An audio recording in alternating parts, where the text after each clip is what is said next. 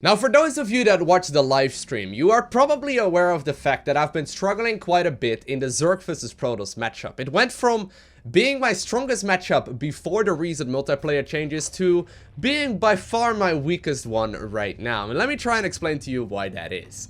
So, I don't want to turn this video into a balance complaint, okay? Because I'm sure there is a way to counter it. But I've been struggling a lot against late game Protoss, in particular when they go up to mass Stargate play. I have tried many different variations of the same kind of defense, but it seems like if you let the Protoss players macro and you give them room to get their carriers out, it's extremely difficult for Zerg to counter it. And I've been losing a lot of my games at that stage of it. So what I've been trying to do is to go for a lot more of a drop heavy style instead. And the reason for it is simple.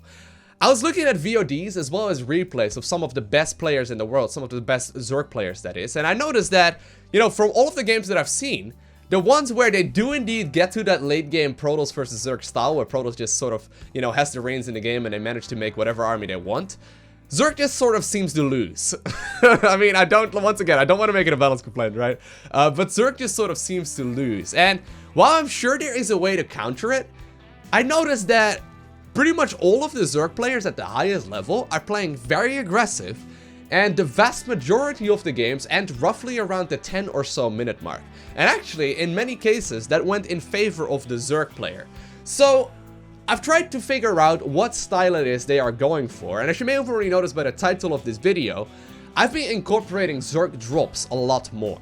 Zerg drops are something that I never used to do. I never actually went for Zerg drops at all, other than, like, you know, the Overlord scouts and all that, and you know, I'd figure out what my opponent's tech would be and all that. I really wouldn't use the Zerglings to drop at the same time, but obviously, since you have the pneumatized carapace anyway to scout around with the Overlord speed, adding on a single dropper lord, or maybe 2 or 3, is not a particularly big investment. It's 25 minerals and 25 gas, and I noticed that all of the top level Zergs right now are using that constantly. In particular, Dark goes for Baneling drops the entirety of the game.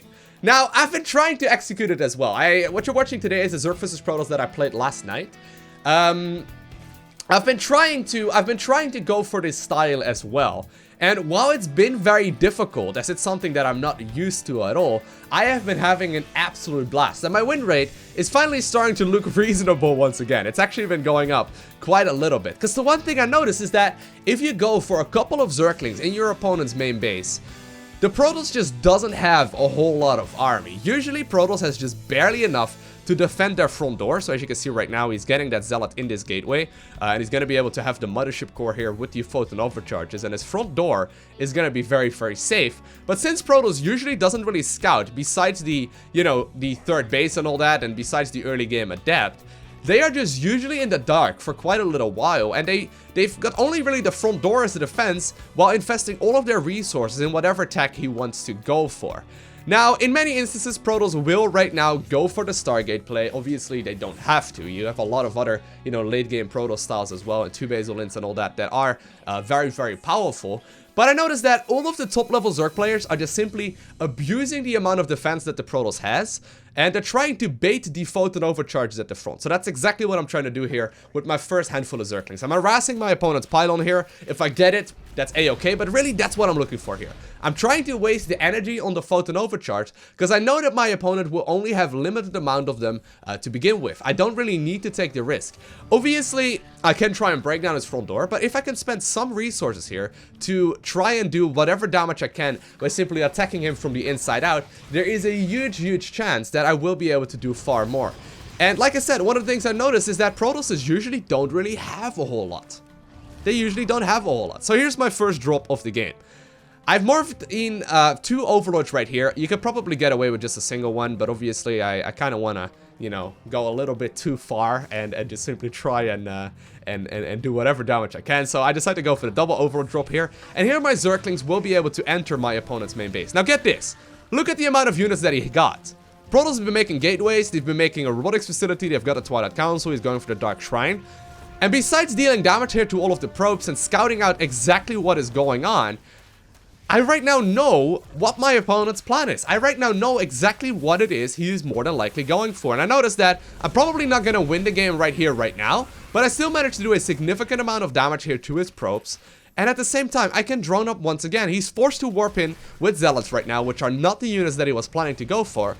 And besides just dealing damage to his probes, I figured out exactly what the style it is my Protoss opponent is going for. But more importantly, at least in my instance, I've realized that if my opponent is planning to go for late game, going for the early game harass like this is significantly going to delay the third base timing of my opponent as well.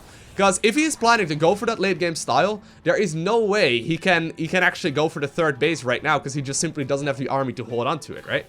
So, while I do overextend here, I don't think I should have committed quite as heavily to the Zerglings here. I probably could have gotten away with a single drop, and I could have gone back to droning a little bit faster, and I didn't really target fire down very properly. My creep spread is horrendous, and while there's a ton of like things that I can still improve upon, it's been going extremely well. It's been going extremely well. It seems like most Protoss players are not like used to the Zerg playing super aggressive right now. You can, in almost every situation, as long as you do it well, do a significant amount of damage. Now notice right now, once again, right, I'm making a huge chunk of army, and I think that's a mistake. I mean, I know that my opponent is capable of doing some damage here, but I don't need to make this much army. I'm just, you know, a little bit rusty when it comes to these type of styles. I used to play this a lot more, but in particular, in the latest stages of patch 3.7, I was just letting the Protoss do whatever they want.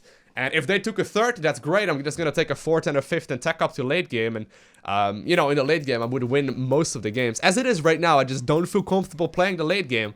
And it seems like playing the aggressive style is something that is completely worthwhile as well. So I've noticed my opponent is moving some units over towards his third base. I've decided to run my Zerglings right there while using my own roaches for defense. The Archon drop is indeed going to go down. I will be able to kill the units that he's got right there. A couple of Dark Templar though. I've been dealing some damage to my Zerglings as well, so I'm not going to be able to kill those obviously without detection. But I know right now that the third base still is not up. At the same time, what I've also been trying to improve upon, which is one of the things that the top level Zergs do as well, is that while they're defending the defense or like the aggression from the Protoss at home, they actually only spend a you know, big army on doing so, and they use the rest of it to actually do some counter-attack damage as well. Because once again, if your opponent is warping it at home, just like he is right now, that means he's not warping in with the Warp Prism on my side of the map. And you can see, like, he's responding to, like, what is that? Like 4 or 5 supply worth of Zerglings with a heck of a lot more himself. I mean, he's got 2 Stalkers here right now as well as a bunch of Zealots. Those Zealots and those units are not on my side of the map, which is something very, very important to keep in mind as well. And it seems like while I'm very rusty with this style and I'm not used to it at all, and there's a ton of improvement when it comes to droning and the creep spread and all the rest of it, it's been fun. It's been really, really very enjoyable. And since the top level Zerg players are doing it right now as well, there's really no particular reason why I wouldn't want to practice it, at the very least to have as an option in my arsenal of build orders, so to say, right? Instead of like playing the very passive like late game focused style, to just simply sit back and enjoy the game from a different perspective has been a ton of fun. Like, it's been very, very interesting. Now, for a while now, I know that my opponent has been sitting on those 2 bases, right? And I know that he's got the Archon out, he's got the tech to do a big push. So I've been making non-stop army after drawing up that third.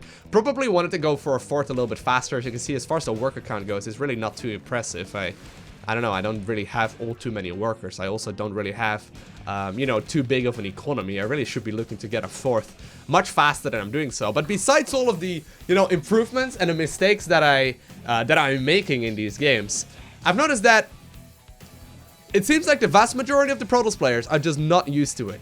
Like, he knows that I still got the Dropper Lords here. He knows that I still have got army that can potentially drop in his main base. And at the very least, he's gonna always be forced here to leave some units behind as well. He's always gonna have, you know, the units ready to defend against as well. Now, the few games where it does get to the late game and the Protoss is maxed out, it seems like Zergling drops become even more powerful. Because if a Protoss is maxed out, they can't warp in. So they can't actually defend at all unless they've got a bunch of, you know, static defense here ready to go already. And it's been an interesting development for the Zerg vs Protoss matchup, but finally I am once again feeling pretty strong. So I'm dropping into the main base right now with the Overlords. I'm going with the Zerglings around this army right now to try and get a surround on him.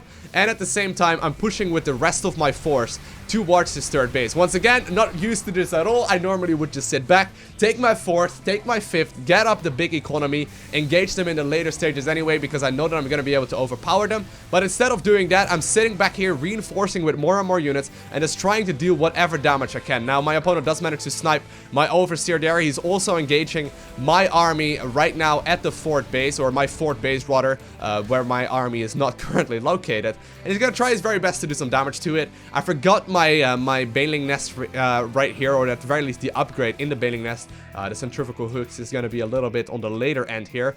But besides all the improvement, we've been making a ton of progress, and it's been a lot of fun. Now, he's been doing some really solid harass here as well with these units. I know that I'm more than likely going to end up losing this fourth anyway, so I've already started remaking it. But you can see, like, at this point, I have such a massive supply lead. And I did kill a whole lot of workers in this game, sure, and my opponent could have defended against it better, sure. But it seems like in all of the games, at the very least, what you get out of this is prevent the super late game Protoss style from happening. And if that can be the case right now, I am a-okay with however we get there, because the late game Protoss versus Zerg is just not something I feel very good at playing right now. So eventually I'm going to be able to overpower my opponent here. I've been making a ton of units to try and hold him back. And besides all of the room for improvement here, it's just a matter of practice. I'm going to be practicing this style a lot more over the next couple of weeks. If you would like to see an improvement in this style as well, like a follow-up video, so to say, let me know down below in the comment section of this one, because I will most definitely keep an eye out on it. But for now, I hope you enjoyed watching this video. If you did, make sure you hit that like button down below. And if you want to see more, make sure you hit that subscribe button so you get a notification whenever I do indeed post that upload of the next video, or the follow-up, if you guys are interested, that is. And also, while you're at it, you can follow me on Twitter, Instagram, and Facebook. Links are in the description. I want to thank you very much so for watching. Have an amazing day. Do not forget to smile, alright? And I'll see you in the next one.